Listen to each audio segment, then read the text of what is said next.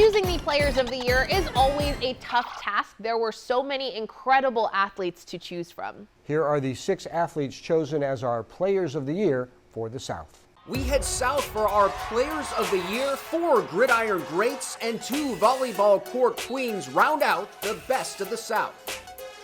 Blake Nicholson, Manteca High School. One of 2 athletes to find his way to the awards podium in back-to-back years is Manteca's Blake Nicholson. Our Defensive Player of the Year in 2021, Blake leveled up to our all-around player this season. Making plays is basically what I love to do, so it was just a great career I had here at Manteca High School, and I'll remember it forever. The senior ran for more than 1,500 yards and scored 26 touchdowns, along with 703 yards through the air and another 14 scores for the section champion Buffaloes. He found the end zone 6 or more times in 3 games this season. On defense, he racked up 44 tackles and 4.5 sacks. But even with those eye-popping numbers, Blake thinks he can always do better. It's great to see my accomplishments, but I still feel like there's always better you could do. So I like to try and build on the stuff that I've accomplished. As you might expect, Mr. Nicholson is D1 bound. He committed to Florida State to play linebacker. Went out there 2 times, and every time I've been there, it just felt like home. Just with the fans, the coaches, just everything. It just really felt like the place to be for me.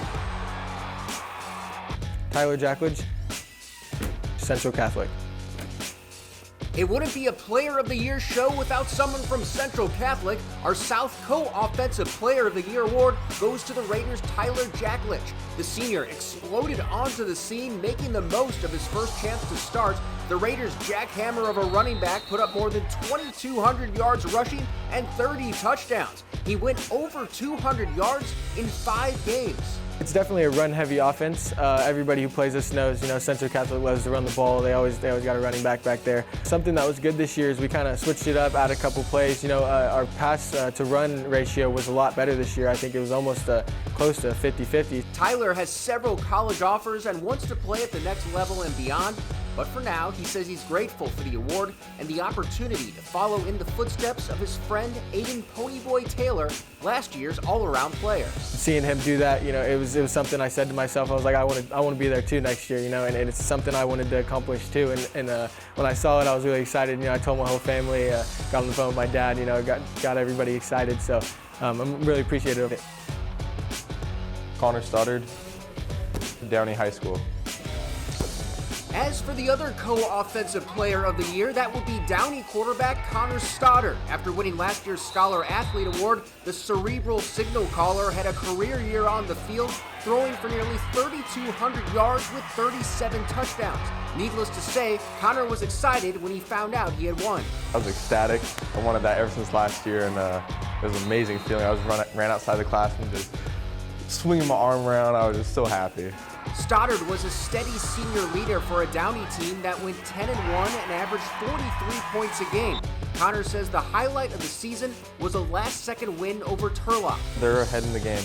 Then we had that 4th quarter drive. We got two minutes something left, and we drive down, and then we're all set up for a field goal.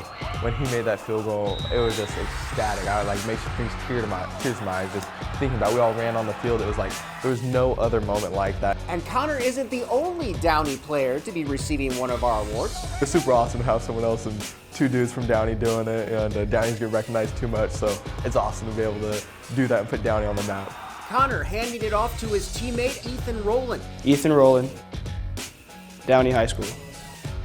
Our South Defensive Player of the Year was actually with Connor when they got the news. I was with him when he walked out of the room and threw his fist in the air, so I was just watching it and I was like, this is crazy. I was with my friends and we were like, me and Connor both did this, the work really paid off. And then some. Ethan led a defense that helped Downey to its first 10-0 start since 1985.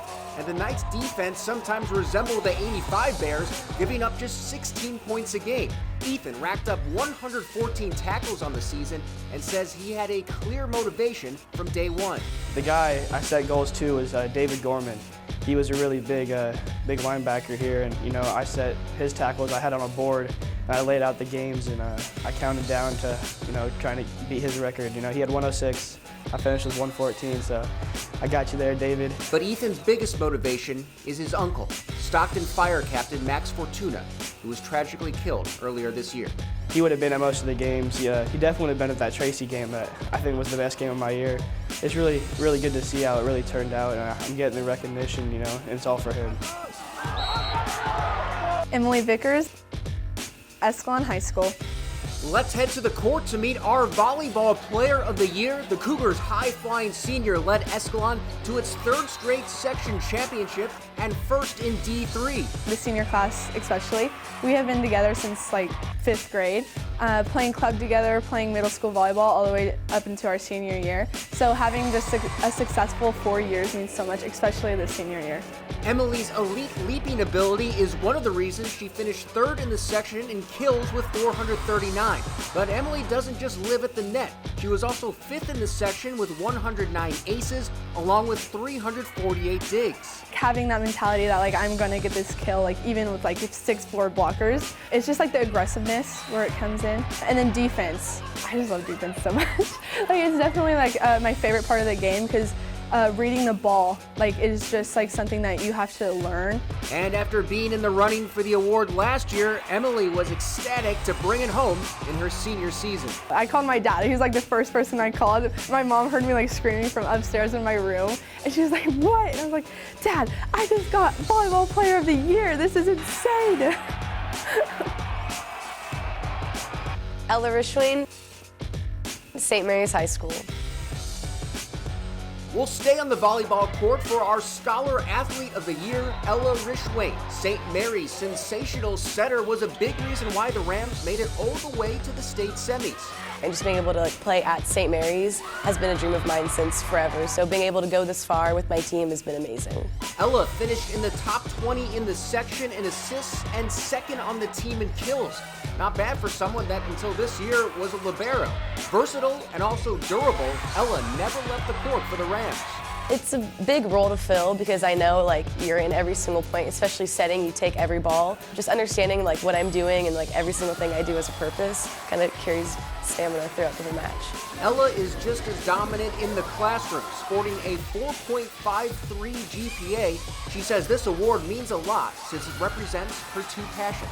These are the 2 most important things in my life, volleyball and then also my school. Just saying 2 things that I care about a lot and I've worked for really hard throughout just my entire upbringing, especially in high school. Seeing my hard work paying off is really rewarding.